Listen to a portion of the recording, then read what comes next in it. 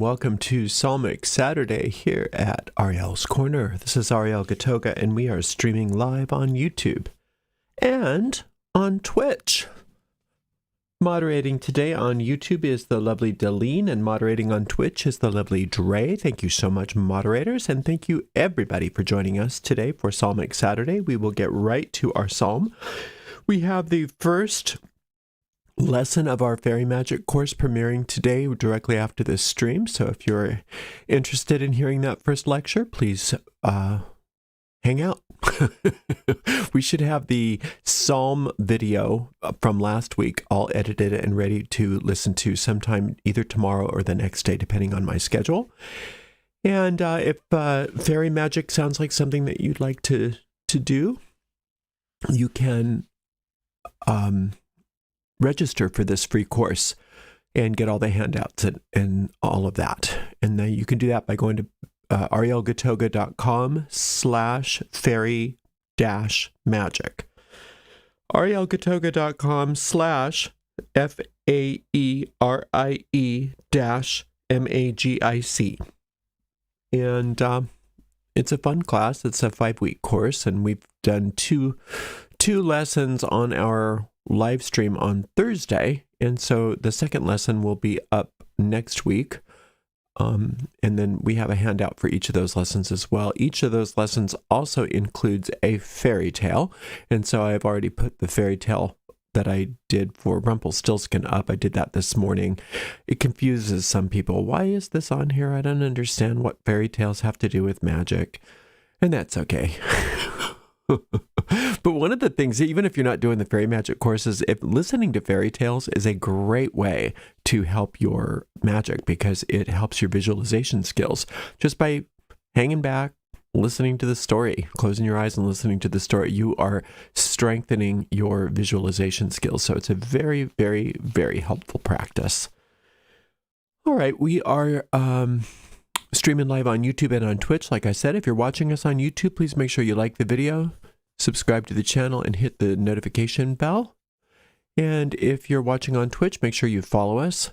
And you can watch on Twitch without ads by subscribing to us. You can send a donation if you'd like to paypal.me/arielgatoga, paypal.me/arielgatoga. Another way to donate is by using a super sticker or super chat on YouTube if you're watching live, or a super thanks if you're watching on a restream. We also have a shop, and that's at arielscornershop.com, arielscornershop.com. Those are all affiliate links, so that just means we make a tiny commission off of each and every sale, but we do appreciate your support. Mostly we appreciate that you're here today for this psalm spell. And we have chat threads open on each of those streams. So if you have anything that you'd like to chat about, feel free. And if you'd like to ask me a question, you can put the questions right in the chat thread. And I will do my best to get to it by the end of the stream. It's a fairly short psalm, but you know that doesn't always mean anything. Sometimes I can go on and on about 2 lines. So I'll do my best to keep an eye on the questions and see. Let's see, was there something else I needed to tell you? I'm sure there was, but this will have to do. Thank you so much for being here, and we will get going with our psalm spell right now.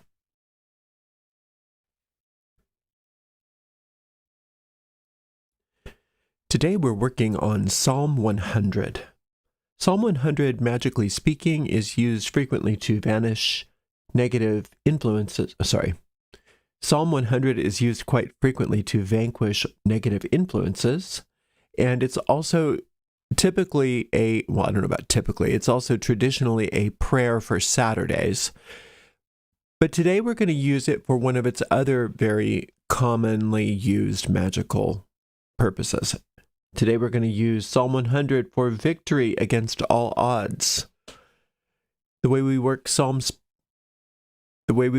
magic is very simple and very effective. We take the psalm in question and we speak it out loud all the way through once without stopping. We call this an incantation. Then we go back through that same psalm and we consider each verse in turn, and we search for the hidden occult meanings that lie within each verse. We try to apply the wisdom that we find there to whatever the issue is that we've brought to the psalm. And in doing all of this searching, digging, finding, and applying, what we are in effect doing is taking the magic seeds that we discover there and planting them in the depths of the fertile grounds of our minds, where they take root, they grow, they blossom forth, and then they bear fruit after their kind. And I knew that was there. Let's turn it off. And that's exactly what you and I are going to do together right now with Psalm 100. Make a joyful noise unto the Lord, all ye lands. Serve the Lord with gladness. Come before his presence with singing. Know ye that the Lord, he is God. It is he that hath made us, and not we ourselves. We are his people, and the sheep of his pasture. Enter into his gates with thanksgiving, and into his courts with praise. Be thankful unto him, and bless his name. For the Lord is good, his mercy is everlasting, his truth endureth to all generations. Nice to have a brief psalm, isn't it? Lots in here, though. So let's think about what your situation is that you might have brought to the psalm. Maybe there's some thing that you feel like you just can't seem to get victory over. Well, let's apply what we find here to that situation directly. It says, first of all, make a joyful noise unto the Lord, all ye lands. The lands are like the countries. Countries in magic, in psalm magic, countries represent overarching thought forms. And making a joyful noise is a way of disturbing those thought forms. If you're making the noise unto the Lord, what that is telling you is that the disturbance is to disturb everything that's not like the Lord in your situation. Now, what is the Lord? The Lord is the singular power in all the universe. It's the life force. It's the one and only substance, the one and only power, the one and only presence. And since there's one, there's nothing that can oppose it. And this is why psalm magic is so powerful, is because we orient ourselves to that force. And that force, which is pre-gender, it has no personality like we understand it. It is the force of life itself, and it cannot be separated from us, and we cannot be separated from it. So when we turn to it consciously and we make contact with it in our conscious minds, then we have at our disposal all of that power. And we're saying, make a joyful noise unto the Lord, all ye lands. So all of these thought forms, especially the thought forms that have something to do with this problem that you've brought to the psalm, are now going to allow themselves to be disturbed, allow themselves to be shaken up, so that the truth and the will of the infinite can replace this problem. Serve the Lord with gladness. Come before his presence with singing. Now, there's nothing wrong with singing. I love singing. Everybody loves singing. And if you feel like singing with your voice, physical singing, that is absolutely fine. But we're looking at this as a magical exercise. So singing in this regard is the way that you use your spiritual voice. It is the way that you that you name things, that you call upon things, the way you describe things, the way that you talk to yourself. Now, if instead of speaking to yourself with negative thoughts and upset and fear and trepidation and whatever other kinds of things you're using your inner voice or even your external voice in regards to this problem is, now we're saying that you want to come before this presence with singing. So that means that we are turning our ability to communicate unto this one and only power. And we are going to be using our voice and to lift up the vibrations of this situation. And again, like I said, the voice can be your physical voice, but mostly this is talking about your internal voice, the way you use your mind. Know that the Lord, he is God. Know ye that the Lord, he is God. So the Lord being God, meaning that there's one, all power. Can just think about that for a moment. There is one power, and it has all power. It is power itself. And this power has the power to do anything. And so if we are becoming at one with this power, in reality, if this power is for us, nothing can be against us, including this problem. So just rationalizing that out in our minds. Know ye that the Lord, He is God. So since the Lord is God, we don't have to fix this problem ourselves. Right? Because our best thinking got us here. Even when we try our best, we fall short because we are limited here. We haven't assumed the fullness of who we are as souls, so we get tripped up by our own egos, by our own personalities, by our own programming here. But none of that matters. If we try to solve this problem ourselves, we may make some progress, but we also may really mess it up. But if we go straight to where it's talking about here, know ye that the Lord, He is God, if we go straight to that power, nothing can stand in our way. Nothing but success is assured. It is He that hath made us, and not we ourselves. It's such an important line. This is an important thing for us to remind ourselves. We aren't self-made. You didn't make yourself. So therefore, you can't be arrogant about how wonderful you are. Right? If you recognize that you as a soul are an extension of this goodness that is infinite intelligence, which is all good, then you are all good. And this is all powerful. So it didn't make anything junky in you. So anytime you think of yourself as less than or unable or not good enough or junky, you are in effect being arrogant. That is arrogance. It's so important to understand that that's what arrogance is. Recognizing that you are a force to be reckoned with is just being clear that you didn't make yourself. So you are here to live a very grand and glorious life because that's what you were created to do. It's the self-made us that's the problem, not the us that was created by this force. So recognizing that we didn't make ourselves gives us access to all of that power. The idea that we made ourselves is the problem because the parts of ourselves that we made is less than the part that was made for us. And the other thing about that self-made ego is that it's all illusory because you can't make yourself separate from infinite intelligence. You can only believe you did. You can only do it in the realm of a fantasy or nightmare. But in reality, this problem's already been solved. This problem was solved the second that you noticed it.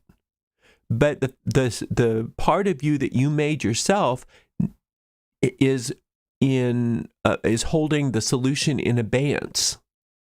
So as soon as you can surrender that idea that you made yourself, and then you can accept the fact that infinite intelligence created you, and that you're an extension of that, then the solution to this problem becomes completely available to you because the solution was created the moment the problem was created. And to take that even one step further, that's even not completely true because the problem wasn't even created from the point of view of infinite intelligence. But within this world, it was created, whatever this problem was. And so the worldly solutions for this problem are available to you as soon as you allow infinite intelligence to do its will instead of you doing your small will.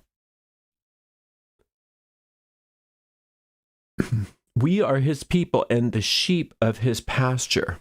So being like a sheep, a lot of times people, and this is how the ego works. It's like, oh, you're nothing but sheep, as if that's a bad thing. Have you ever been around a sheep? They're amazing. And I'm not saying that just because I'm an Aries. But sheep are amazing creatures. They really are. They are beautiful, beautiful creatures. And the shepherds of old loved their flock. They just loved them. They dedicated their lives to their flock. And the relationship that was forged between the sheep and its shepherd were very deep. This, of course, is just a symbol. because infinite intelligence is perfect, and even the best worldly shepherd is not so perfect, right? Because of the fact that anything with an ego is, by all definition, not perfect. But just using that symbol, that infinite intelligence is going to take care of you just as well as a shepherd takes care of its sheep, as its flock, and do it in a way that's perfect, should make you feel wonderful, not bad.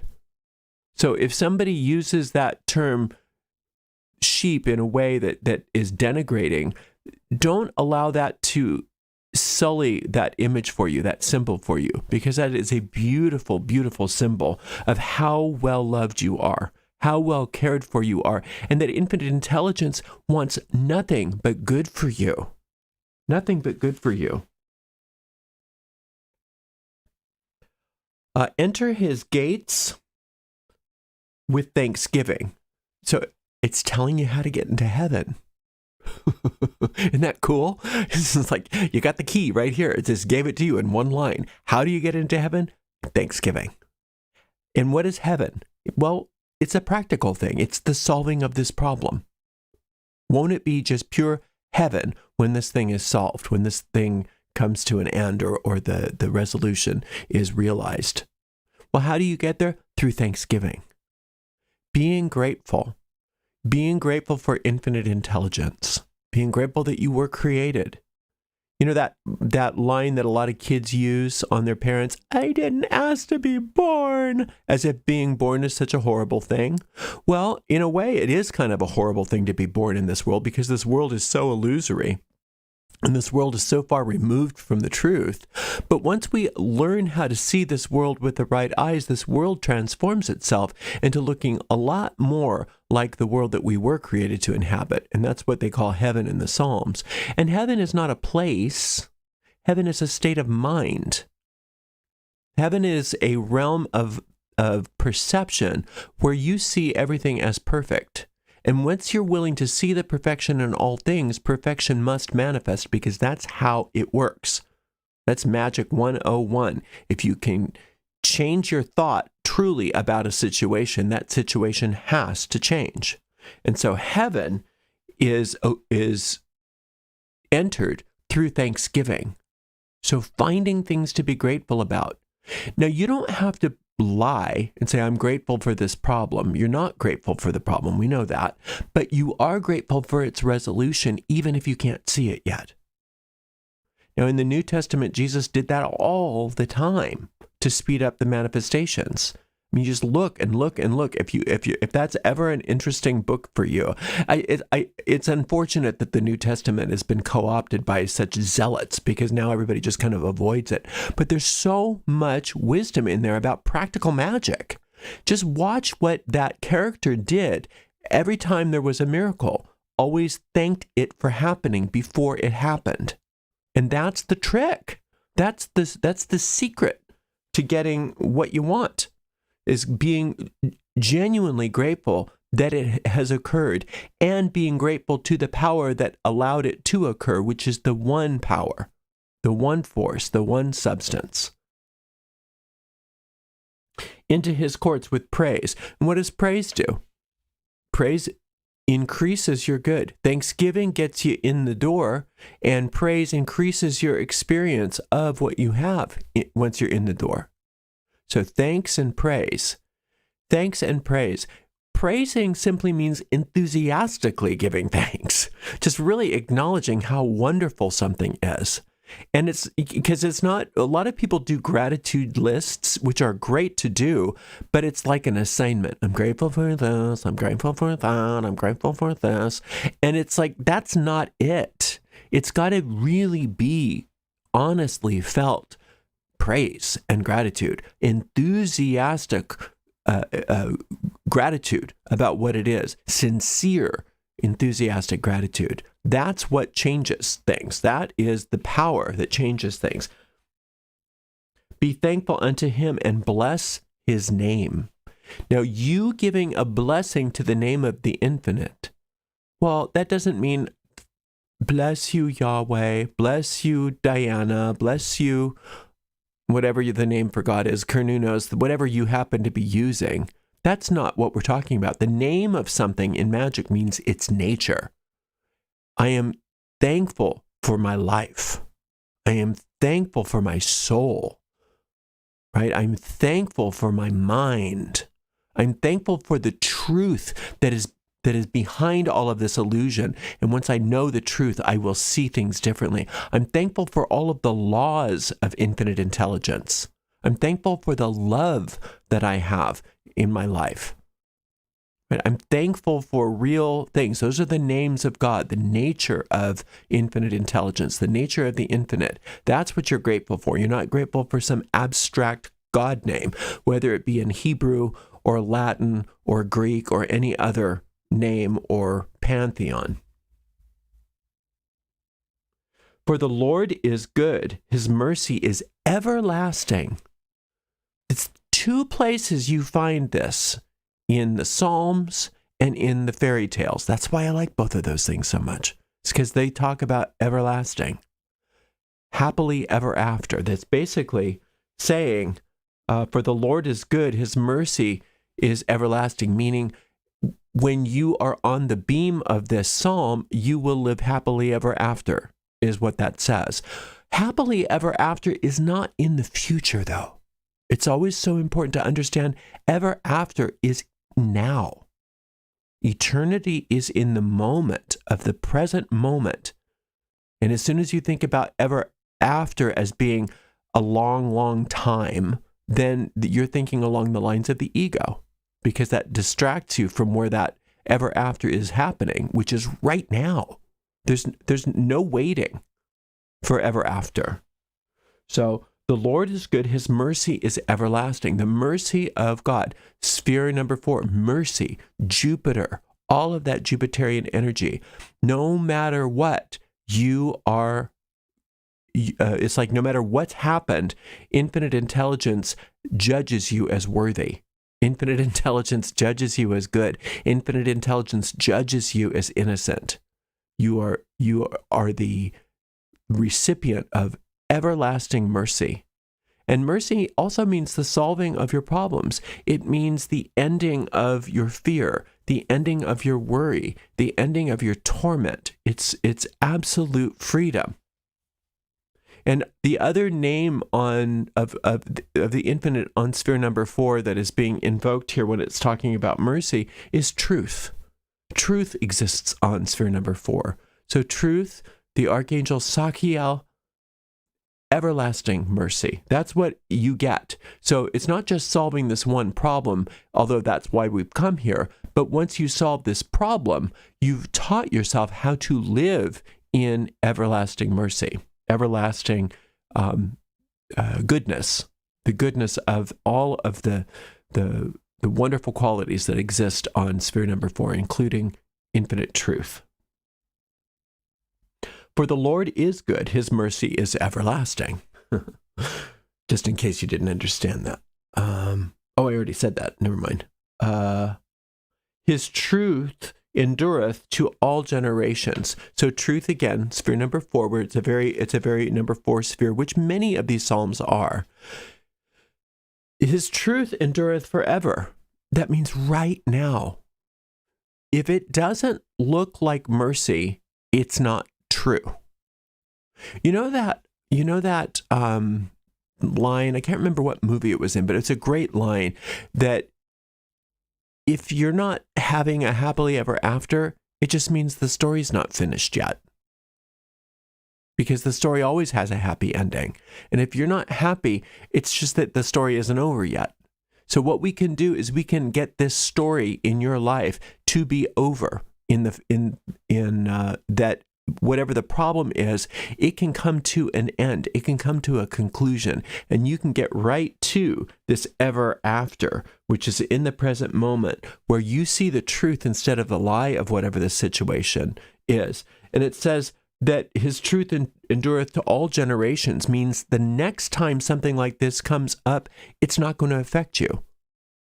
This is a perpetual thing. This problem can be solved in perpetuity so that you don't have recurring problems like this anymore. Instead, you have recurring solutions. And this is just your new way of living your life, is mercy to mercy to mercy, glory to glory to glory, truth to truth to truth, one moment at a time, living happily ever after in the present moment.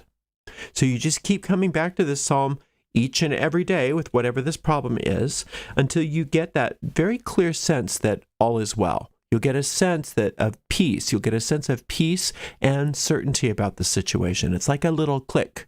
And when you feel that little or sometimes big click, you know the spell has been cast and you don't have to cast anymore. And you can move on to something else. Thank you so much for spending some time with me today. Until next time, blessed be.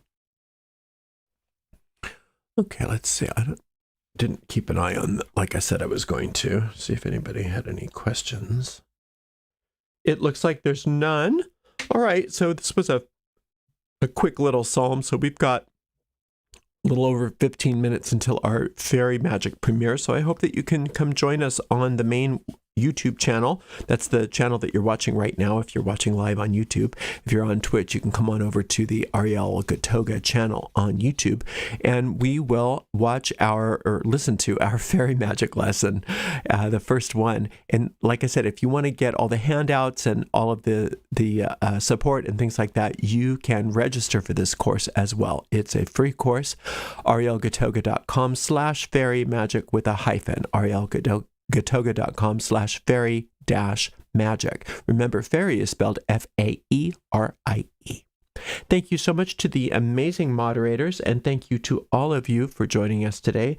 The moderators today were Delene on YouTube and Dre on Twitch. Thank you, Delene and Dre. We'll see you all soon. Until next time, blessed be.